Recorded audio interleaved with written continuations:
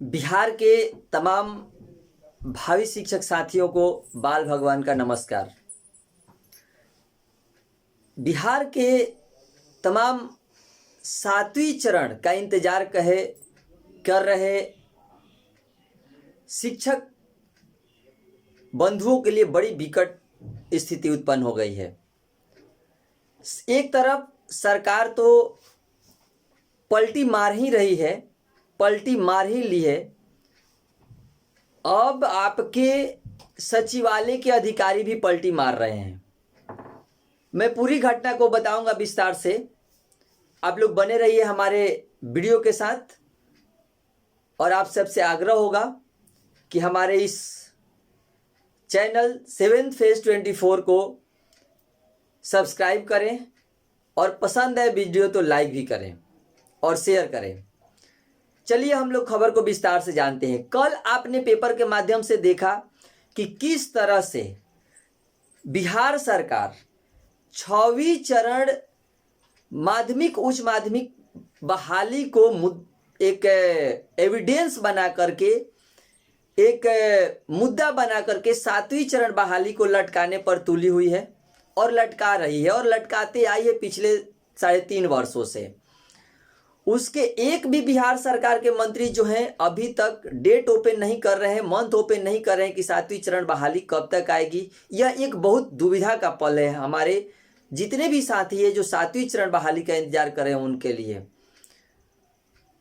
इसी क्रम में कल एक हमारे साथी जब शिक्षा मंत्री के पीए से जाकर मुलाकात किए तो वो पीए कह रहे हैं कि आपकी बहाली नवंबर के बाद ही आएगी या उससे भी आगे चली जाएगी। अब बताइए 7वीं चरण बहाली के अभ्यर्थियों को कितना धोखा दिया जा रहा है। जनवरी से फरवरी, फरवरी से मार्च, मार्च से अप्रैल, अगस्त, यहाँ तक एक उम्मीद जगी थी कि सितंबर में हमारी बहाली 7वीं चरण प्राथमिक बहाली आएगी। लेकिन बिहार सरकार जो है वो 6th फेज को मुद्दा बना करके 7वीं चरण बहाली को लटका रही है और लटकाई हुई है। और अब तो ऐसा लगने लगा है कि ये सरकार जो है बहाली अभी इस साल में देने के मूड में नहीं दिख रही है।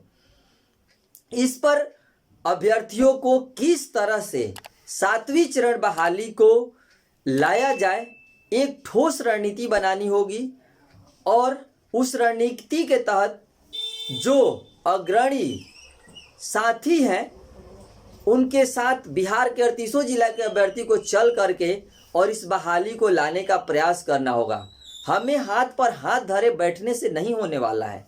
हमें इस बहाली के लिए जिस तरह से पिछले 3.5 वर्षों से लड़ते आ रहे हैं उसी तरह से लड़ना होगा।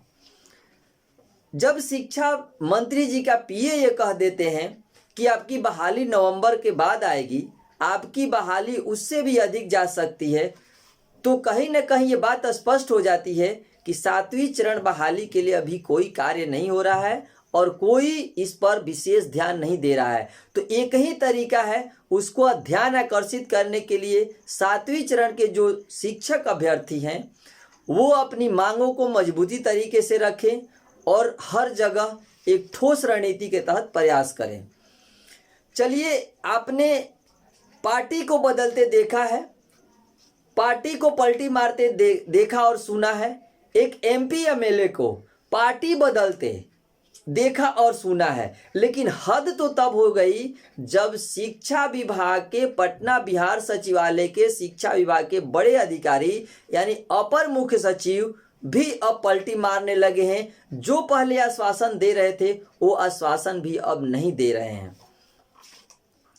उनका कहनाम है, जब हमारे साथी ने पूछा कि सर आप देख रहे हैं कि पिछले 3.5 वर्षों से 7वीं चरण बहाली के अभ्यर्थी मांग कर रहे हैं और लगातार सड़कों पे आंदोलन कर रहे हैं, धरना प्रदर्शन कर रहे हैं। सर ये बताइए कि हमारी बहाली कब तक आएगी। तो उनका स्पष्ट कहना है कि डीएलएड बीएड सीटेट बीटेट पास करने का मतलब ये नहीं होता है कि आपकी टीचर की नौकरी लग जाएगी, आप सरकारी टीचर बन जाइएगा।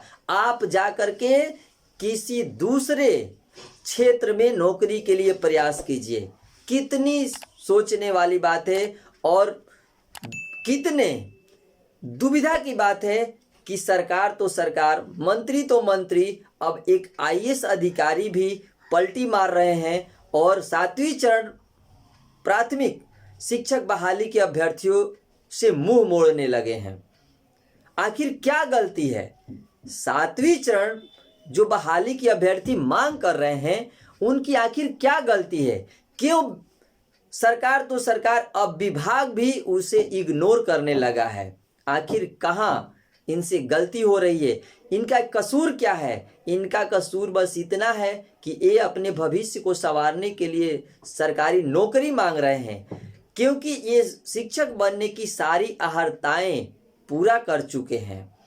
लेकिन विभाग भी, शिक्षा विभाग भी अब 7वीं चरण बहाली के अभ्यर्थियों को इग्नोर करने लगा है। तब तो सोचना पड़ेगा और तब तो एक ठोस रणनीति के तहत कार्य करना पड़ेगा 7वीं चरण के जितने भी भावी शिक्षक साथी हैं। आप सभी जानते हैं कि जो नेतृत्व करता है 7वीं चरण शिक्षक बहाली के, वो रणनीति बना रहे हैं और मुझे पूरा विश्वास है कि आप सभी, हम सभी के भविष्य को बचाने के लिए, अंधकारमय होने से रोकने के लिए हम सभी को वो अपने साथ आगे लेकर चलेंगे और हम सबको उनके साथ चलना होगा। तभी जा कर के हमारी जो भविष्य संवर सकेगी, हमारे माता पिता भाई बहन के सपने पूरे हो सकेंगे और हमारी आर्थिक स्थिति भी सुधर सकेगी।